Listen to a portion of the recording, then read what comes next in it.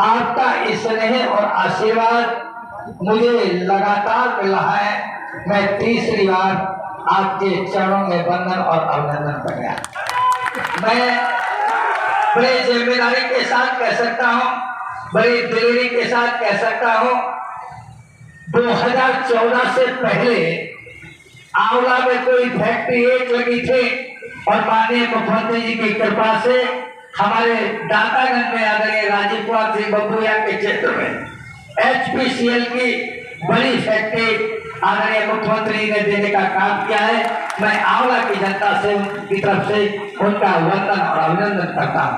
PSC की battalion हमें देने का काम किया, रोडवेज देने के काम किए हरिपुर में, और यहाँ कैलाशगिरी मणि का फूल हमको आंवला में देने का काम किया। ये हजारों करोड़ रुपए की इस आंवला में इंडस्ट्री लगा करके इस आंवला को इंडस्ट्रियल हब बनाने का काम किया। हरिपुर हमारा रोजगार का एक हब बन रहा है। मैं बहुत लंबी चर्चा न करते हुए केवल एक बात जरूर कहना चाहता हूँ, मुझे 10 साल यहाँ आंवला का MP बने हुए हो गए, एक नन्हे पैसे का आरोप पूरी आंवला की जनता मुझ पर नहीं लगा सकती। ये बात मैं इसलिए कह रहा हूँ कि तमाम लोग तक गलत तरह की बातें करते हैं, लेकिन मैं आपके स्नेह और आशीर्वाद से कभी भी कोई ऐसा कृत्य ना मैंने किया है, ना भविष्य में करूंगा। आप लोगों से चाहता हूं कि तीसरी बार जिस तरह से मोदी जी की सरकार बन रही है, नारा 400 पार का है, आप तीसरी बार जब मुझे आशीर्वाद देंगे तो आज जो देश की स्थिति है, जो प्रदेश की स्थिति है, और मैं लगातार कहता हूँ, है विश्व हमारी मुट्ठी में, है विश्व हमारी मुट्ठी में, भविष्य हमारी चाहों पर विश्व गुरु बन जाएगा भारत। चले मोदी की राह पर। भारत माता की। आज मुझे आंवला क्षेत्र में बाबा पंचेश्वर नाथ की स्मृता भूमि पर आप सबसे संवाद बनाने का सौभाग्य प्राप्त हुआ है।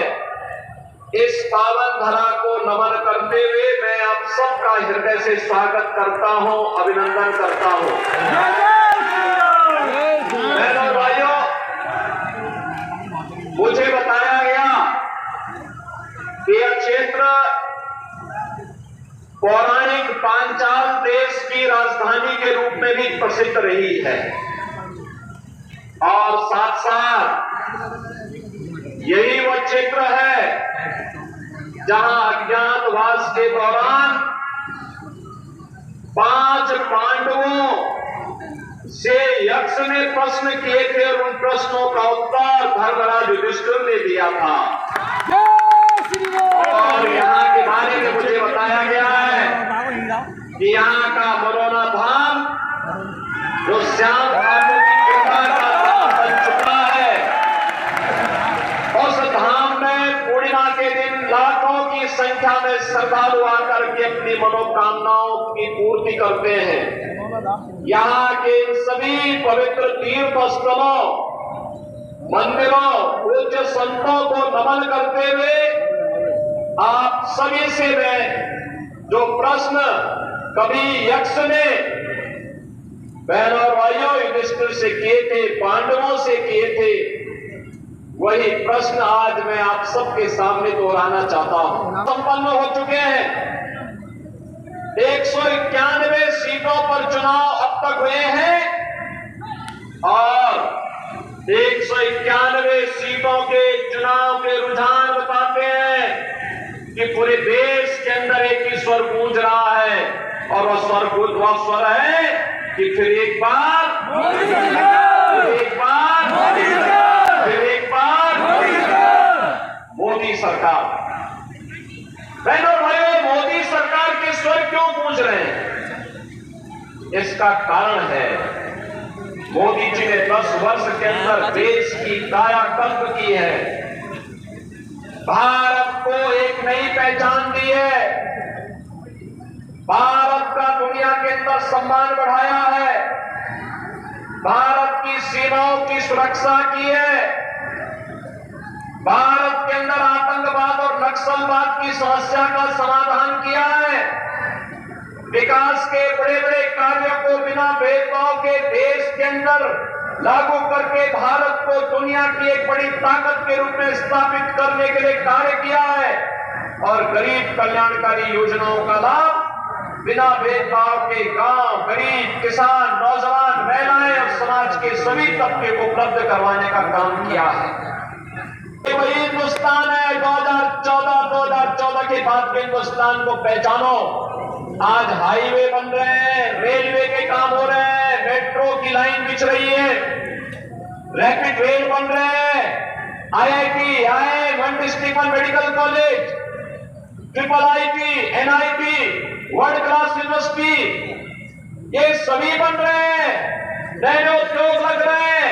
हर घर में बहनों और भाइयों गरीब कल्याणकारी योजनाओं का लाभ इस रूप में 80 करोड़ लोगों को फ्री में राशन की सुविधा का लाभ, 60 करोड़ लोगों को 5 लाख रुपए की स्वास्थ्य बीमा का कवर, 50 करोड़ लोगों के लिए बहनों और भाइयों जनधन अकाउंट खोलने का कार्य, और यही नहीं 12 करोड़ किसानों को किसान सम्मान निधि का लाभ, 12 करोड़ लोगों के घरों में शौचालय का निर्माण, 10 करोड़ घरों में उज्ज्वला योजना की रसोई गैस के सिलेंडर मोदी जी ने कनेक्शन दिए।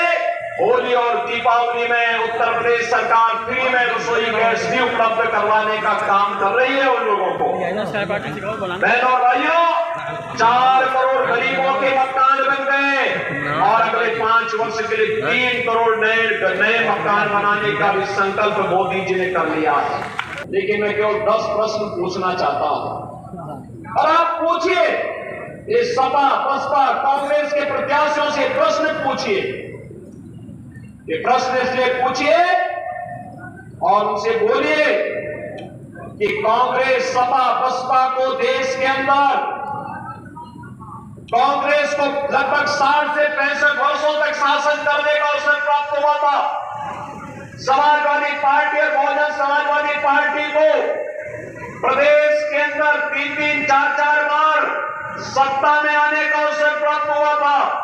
इन्होंने प्रदेश और देश के सामने क्या समस्याएं खड़ी की थी, और इसीलिए मैं आपसे पूछता हूं कि देश के सामने पहचान का संकट करने का दोषी कौन है? देश के सामने सुरक्षा का संकट पैदा करने वाले कौन दोषी हैं? देश को विकास से वंचित करने के दोषी कौन? देश में भूखमरी से हुई मौतों का दोषी कौन? देश में अन्नदाता किसानों की मौत का जिम्मेदार कौन? जो आत्महत्या कांग्रेस की सरकार में अन्नदाता किसान करता था, इसका दोषी कौन है? सपा, बसपा और कांग्रेस की सरकार में तुष्टीकरण की नीति, घातक नीति के कारण हुए दंगे, निर्दोष लोगों की मौतें और व्यापारियों को हुए नुकसान का दोषी कौन?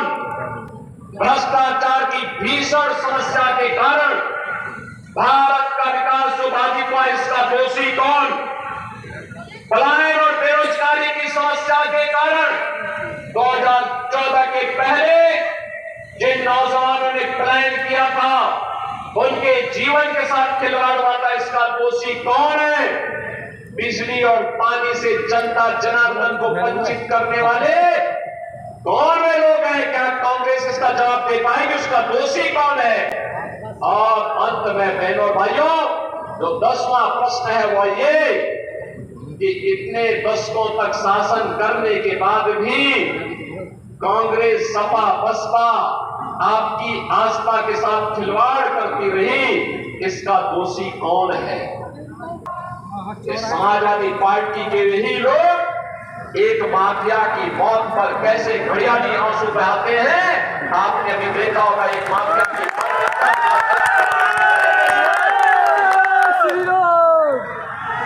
जो लोग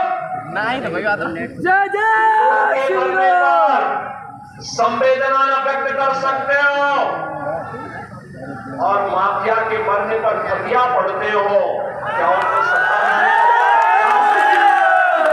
सत्ता में आने का अधिकार है? क्या ना होता यार। यानी हमारे आराध्य देव को अपने स्वयं की जन्मभूमि के लिए प्रमाण चुकाने पड़े, लेकिन सत्य को कोई झुटला नहीं सकता। तो वही हुआ, अयोध्या में राम मंदिर का निर्माण हुआ है ना, क्या ये कांग्रेस सपा बसपा के लोग कर पाते क्या? कर पाते क्या? आतंकवाद की समस्या का समाधान ये लोग कर पाते क्या? नक्सलवाद की समस्या का समाधान ये लोग कर पाते क्या? भ्रष्टाचार पर प्रहार कांग्रेस सपा बसपा के लोग कर पाएंगे क्या? सुरक्षा का माहौल ये दे पाएंगे क्या? और माफिया से निपटने का काम ये लोग कर पाएंगे क्या? माफिया को अपने गले का हार बना करके घूमते थे, और तो भारतीय जनता पार्टी की सरकार है जो माफिया कल तक सत्ता का सरप्रस्त बन करके आम जनता को, व्यापारी को, खेती को तबाह करता था। इसकी मंशा स्वीकार होने देंगे क्या? और इसीलिए बहनों और भाइयों, मैं आप सबके बीच में आया हूं आपसे अपील करने के लिए।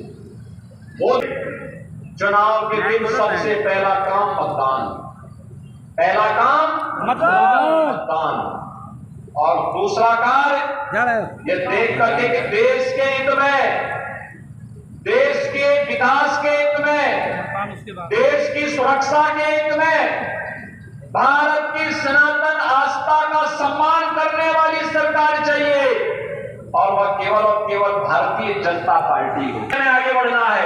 और इसीलिए मैं आप सबसे अपील करूंगा कि हमें भारत के हित के लिए मोदी जी को तीसरा कार्यकाल देना है, क्योंकि मोदी जी के तीसरे कार्यकाल में पहले 3 वर्ष में ही भारत दुनिया की तीसरी बड़ी अर्थव्यवस्था बन जाएगा, और वह हर भारत के लिए गौरव की बात होगी।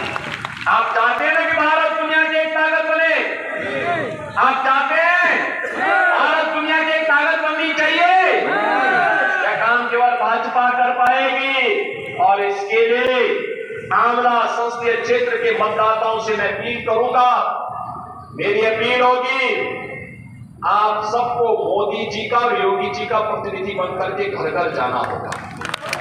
जाएंगे?